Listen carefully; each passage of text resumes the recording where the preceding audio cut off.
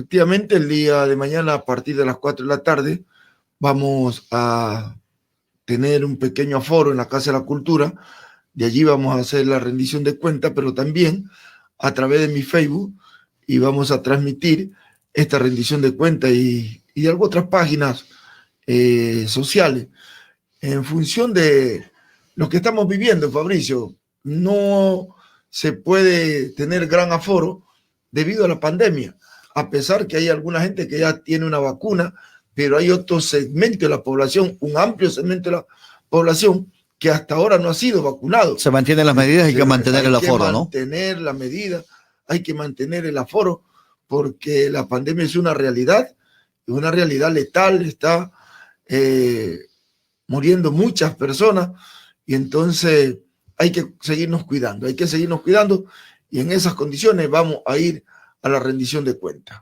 Silvio, lo más importante que podemos destacar de esa gestión del año. Sí, mira, tú sabes que fue un momento durísimo el 2020, en donde la situación más complicada fue combatir esta pandemia, donde como concejales nos tocó, pues compañero, de manera inmediata trabajar en cuerpos legales para mantener el aforo en centros comerciales, en lugares públicos, es decir, cumplimos nuestro papel de legislar y fiscalizar también. En medio de esta pandemia se abordaron alrededor de 6 normativas para el tema del COVID. En esa circunstancia fueron ordenanzas que nos permitió también poder regular algunas situaciones en los centros comerciales, en mercados, en la playa, en bares y discotecas, y sobre esa base impedir que estos lugares sean puntos de contagio, y junto a ello también nuestra acción en las comisiones donde nosotros representamos, donde estamos designados. Por ejemplo, tuvimos que de manera adecuada articular en la comisión conjuntamente con el departamento, la dirección financiera y jefe de presupuesto para la reforma presupuestaria, donde los recursos, Fabricio, que se tenían previstos para celebrar el bicentenario en el presupuesto del año, tuvimos que hacer una reforma y traspasar más de $240,000 para poder atender el tema de la pandemia, que estaba en su pico más alto.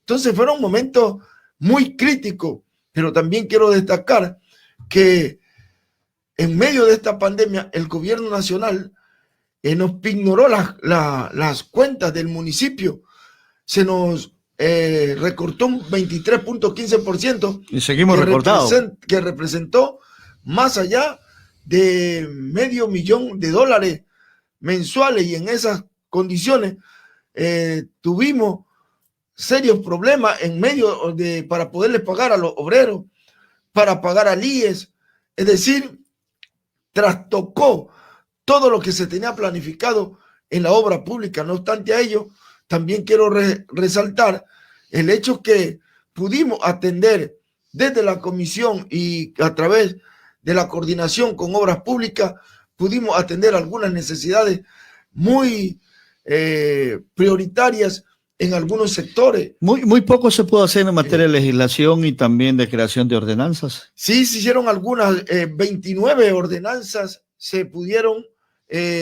discutir, porque soy vocal de la Comisión de Legislación y Proyectos de Ordenanza. 29 ordenanzas se pudieron estructurar, unas que se hicieron reforma, otras que se hicieron ordenanzas sustitutivas, porque ya habían cumplido su ciclo, teníamos que reformarla.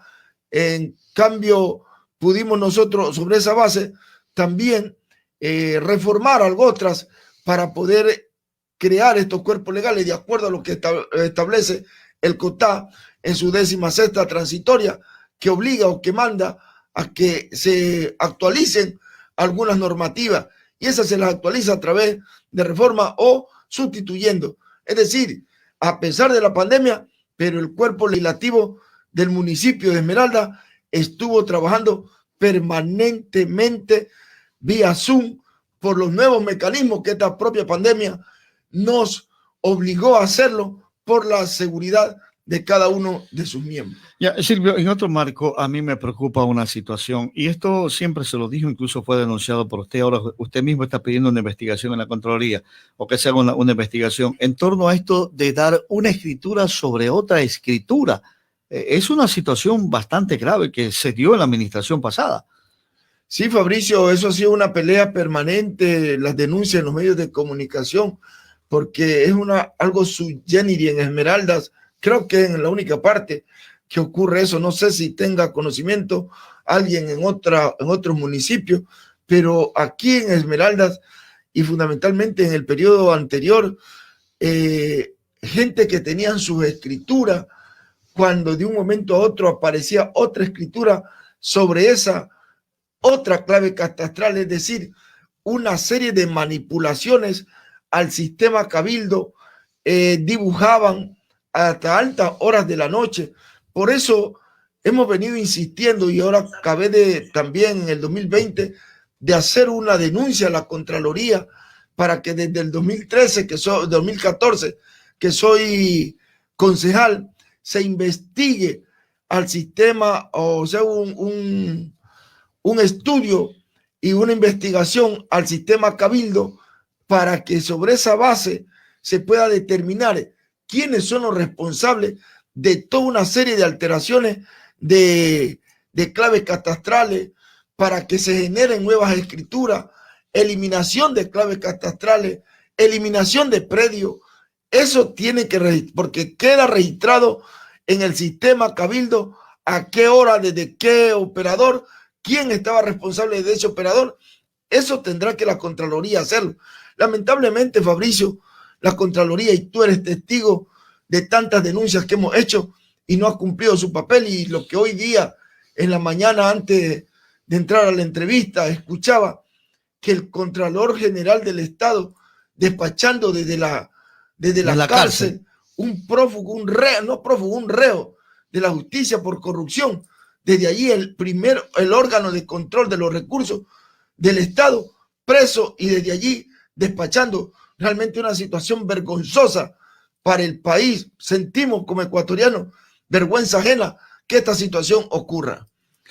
Silvio, a propósito de esto, incluso usted en reiteradas ocasiones presentó algunas denuncias sobre el tema de agua potable, sobre el tema del catastro de esa época, que debieron de hacérselo y no se obtuvieron resultados. Ahí están las pruebas, el por qué estaba todo desde arriba prácticamente ya podrido, listo para podérselo hacer. Sí, lamentablemente nosotros los concejales no somos ni jueces ni fiscales.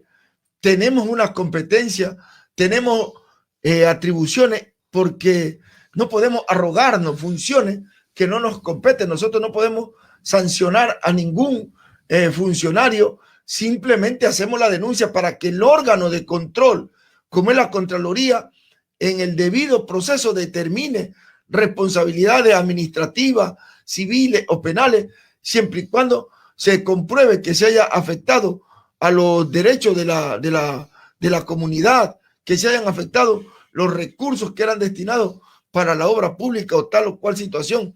En esas condiciones, creo que en calidad de edil de este cantón, los esmeraldeños, los maestros, los barrios populares me conocen. Soy una persona sencilla, pero una persona firme y consecuente con mis principios que me orientaron mis padres, pero también mi organización política, como es Unidad Popular. Soy un hombre de izquierda, toda una trayectoria, y el pueblo de Esmeralda me conoce. Sigo viviendo en los barrios de la Ribera del Río de manera muy sencilla, como vivimos la mayoría del pueblo ecuatoriano, y que estos espacios son para servirle al pueblo y no para servirnos nosotros. Y en esas circunstancias mi lucha continuará, Fabricio, de manera tenaz frente a precautelar los recursos de nuestro cantón y de nuestra provincia a favor de nuestra comunidad esmeraldeña. Sí, en ese sentido se sigue trabajando desde el municipio para impulsar actividades a pesar de la limitada situación económica por la que atraviesa esa institución. Sí, mira, se vienen haciendo esfuerzos enormes. Tenemos una alcaldesa, tú la conoces desde maestra, con una visión muy clara de querer desarrollar a Esmeraldas. Lo hizo desde la prefectura provincial, hoy desde el municipio, a pesar que ha tenido cerradas las llaves por parte del gobierno central, nos vinieron, nos mintieron, nos engañaron,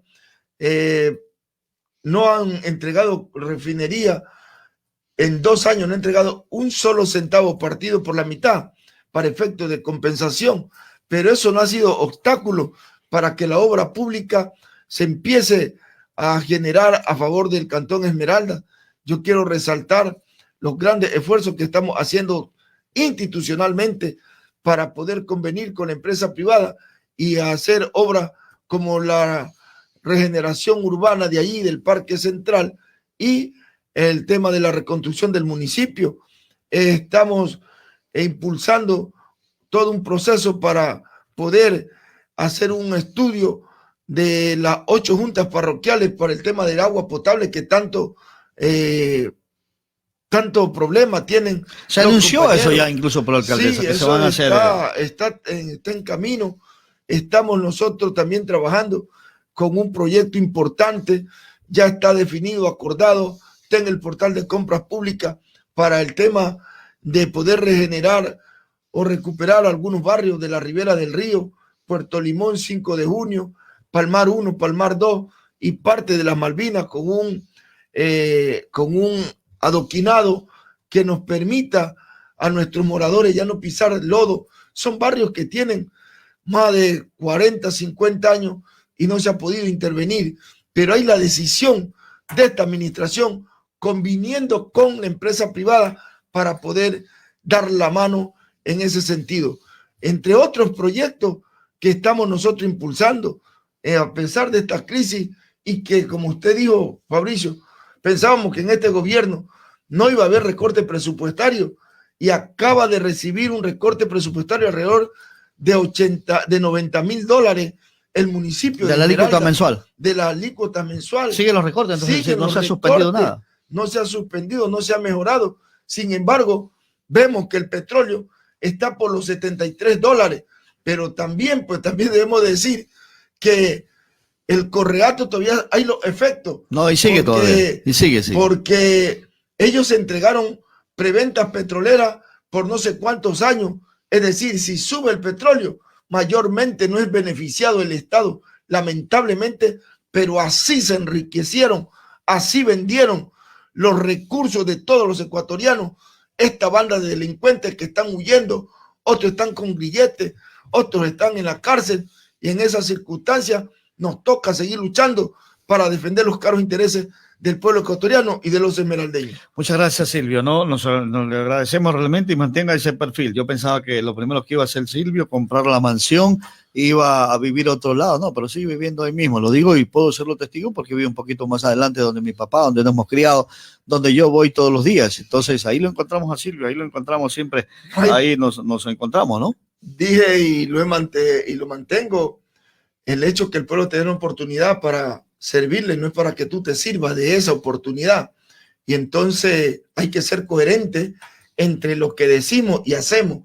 Y en esa línea me mantendré porque tengo firmes principios que me ubicaron o que me generaron mis padres, y eso lo llevo como un legado de la familia, y entonces no podemos fallar, y tengo un partido que me reafirma esos principios, la defensa de los intereses de la mayoría, que es Unidad Popular.